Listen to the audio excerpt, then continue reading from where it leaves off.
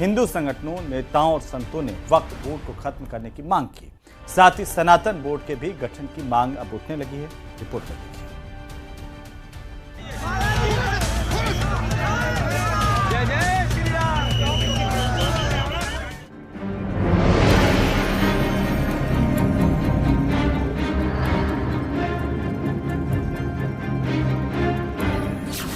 वक्फ board को लेकर सियासत हाई। अब सनातन बोर्ड की उठी मांग। या तो वक्फ बोर्ड बंद हो या सनातन बोर्ड का गठन। वक्फ की संपत्तियों पर सवाल।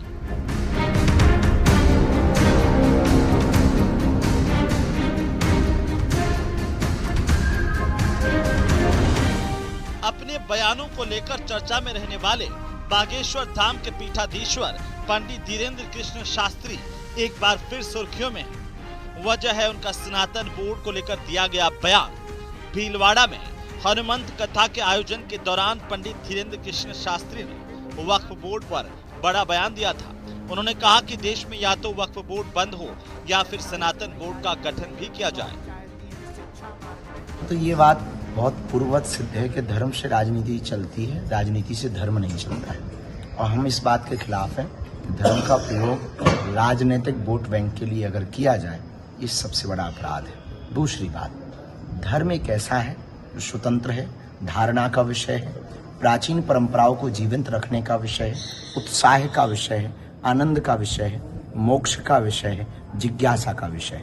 तो धर्म के रास्ते में किंचित मात्र भी संकीर्णता नहीं, ये सबको स्वीकार करने की सामर्थ्यता रखता है। अब देश की राजनीति में तो उठापटक चलती रहती है, उसको धर्म के साथ जोड़ना, क्योंकि जो शाश्वत है, शाश्वत अखंड से खंड खंड को नहीं जोड़ना चाहिए। पंडित धीरेन्द्र शास्त्री पहले शख्स नहीं है जो सनातन बोर्ड की मांग कर रहे हों। इससे पहले कथावाचक देवकीनंदन ठाकुर यूपी के उन्नाव में सनातन यात्रा के दौरान सनातन बोर्ड की मांग कर चुके हैं। इतना ही नहीं, 16 नवंबर को दिल्ली में एक धर्म संसद के आयोजन का ऐलान किया गया है, जिसमें मौजूद रहने वाले धर्माचार्य सनातन बोर्ड के गठन की मांग करेंगे। वहीं से लेकर केंद्रीय मंत्री अर्जुन राम मेघवाल ने कहा है कि वक्फ संशोधन विधेयक गरीब मुसलमानों के हक में लाया गया बिल है।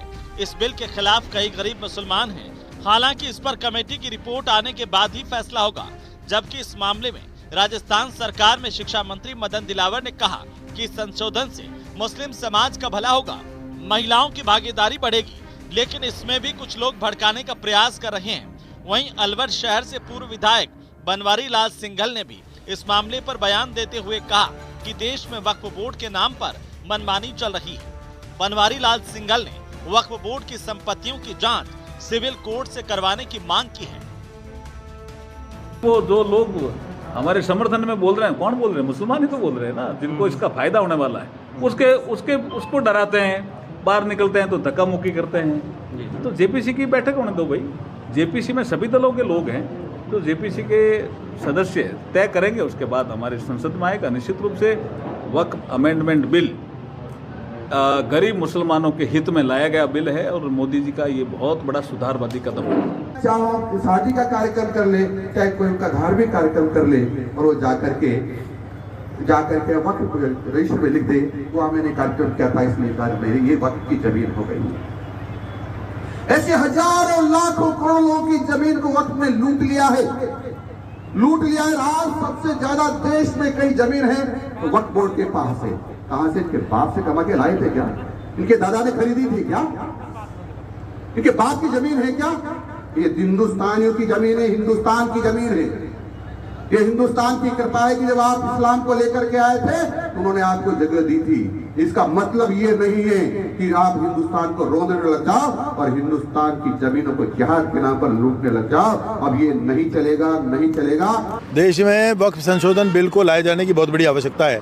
ये देश की आवश्यकता है, क्योंकि वक्फ कानून 1956 में बना है। 1956 में जो संपत्ति वक्फ को दी गई थी, उन सारी संपत्तियों के बाद हजारों लाखों संपत्ति, लाखों करोड़ रुपए की वक्फ के पास कहाँ से आई? क्योंकि देश में कानून में ये प्रावधान है कि किसी के पास कोई संपत्ति अगर आई है तो उसके प्राप्त होने का सोर्स होना चाहिए। वक्फ कानून में जहाँ भी इनको जचा वक्फ बोर्ड को, इनके लोगों ने कहीं भी उठाया, कोई बोर्ड ले जाकर लगा दिया, उस संपत्ति के खिलाफ जब वो मालिक जाकर कोर्ट में जाता है तो वहाँ पता लगता है कि वक्फ न्यायालय में उसकी सुनवाई हो रही है।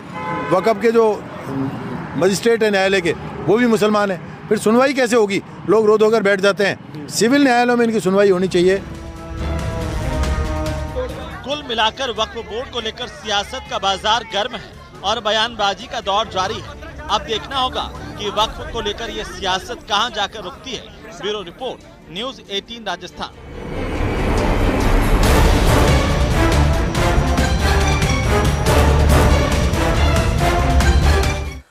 तो चलिए अब देखते हैं कि बाबा बागेश्वर का पर्चा आखिर निकला तो क्या निकला। भीलवाड़ा में बागेश्वर धाम के पीठाधीश्वर पंडित धीरेन्द्र कृष्ण शास्त्री की हनुमंत कथा में भव्य दिव्य दरबार का आयोजन किया गया। इसमें रोते बिलखते श्रद्धालुओं की समस्याओं को पंडित धीरेन्द्र शास्त्री ने ध्यान से सुना और उनकी पर्चियां निकाली, समाधान दिए। इस दौरान कथा स्थल पर बड़ी तादाद में श्रद्धालु मौजूद थे। ये रिपोर्ट देखिए। न्यूज़ 18 से हो, अपना कैमरा चालू करवा लो। भीलवाड़ा में दिखा बाबा बागेश्वर का चमत्कार। 6 साल से तैयारी कर रही, जॉब चाहती हैं, शिक्षा मार्ग में निरोगी रहें, आशीर्वाद। दिव्य दरबार में समस्याओं का समाधान। संपत्ति के बंटवारा का कृपा हो जाएगी, निपट जाएगा, वह संपत्ति का बंटवारा हो जाएगा। बहू बात मानेगी, घुटना व शरीर पीड़ा ठीक हो जाएगी। चिंता ना करें, आशीर्वाद है। न्यूज़ 18 संवाददाता को बाबा ने मंच पर बुलाया। जो हम कर रहे हैं कि पिछड़े और बिछड़े लोगों को मंच पर ला रहे हैं, वही आज पत्रकार महोदयों ने किया। इनको ताली बजाकर धन्यवाद दो। जिन दोनों में से किसी एक को आप भेज सकते हो। पर्ची निकालकर चमत्कार करते बाबा बागेश्वर को अक्सर देखा गया है, लेकिन इस बार न्यूज़ 18 संवाददाता राहुल कौशिक ने उनके चमत्कार को करीब से देखा। न्यूज़ 18 से हो, अपना कैमरा चालू करवा लो। अभी तक हम जिन्हें बुला रहे, हो सकता हमने उनका पता कर लिया हो। हमने अपने दरअसल भीलवाड़ा की छोटी हरणी में बाबा बागेश्वर धाम सरकार पंडित धीरेन्द्र कृष्ण शास्त्री ने दिव्य दरबार लगाया है, जिसमें हनुमंत कथा का आयोजन हो रहा है।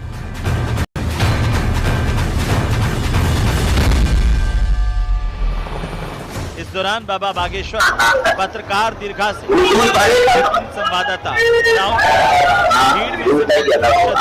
भीड़ से 3 अर्जियां लाने के लिए कहा। न्यूज़ 18 से अपना कैमरा चालू करवा लो। अभी तक हम जिन्हें बुला रहे, बाबा धीरेन्द्र शास्त्री की आज्ञा मिलने के बाद न्यूज़ 18 संवाददाता भीड़ से 3 लोगों को बाबा के मंच तक लेकर पहुंचे। हालांकि मंच पर पहुंचने से पहले उन्होंने तीनों श्रद्धालुओं से उनकी परेशानी पहले ही जान ली, ताकि चमत्कार की सच्चाई को पहचाना जा सके। बाबा का दरबार सजा है, धीरेन्द्र कृष्ण शास्त्री आज दिव्य दरबार लगा रहे हैं। और देखिए कहीं ना कहीं जो चमत्कार है उसको देखने के लिए भारी संख्या में लोग पहुंचे हैं यहाँ पर। और 3 लोगों की अर्जी, पत्रकारों को कहा गया 3 लोगों को लाया और हमें ये मौका मिला है। बात करते हैं इनसे, इनकी क्या समस्या है और क्या इनके पर्चे में निकलता है, क्या क्या समस्या है। मैं गवर्नमेंट एग्जाम की तैयारी कर रही हूँ काफी टाइम से, तो ना तो वो लग रही, मेरी एज होती जा रही है, 33 एज है। एंड प्राइवेट में भी मैंने मार्च से कोर्स किया है, बट जयपुर में मुझे जॉब वगैरह नहीं आ रही, इसमें तो बहुत ज्यादा हो रहा है मेरी लाइफ में, तो मुझे समझ में नहीं आ रहा।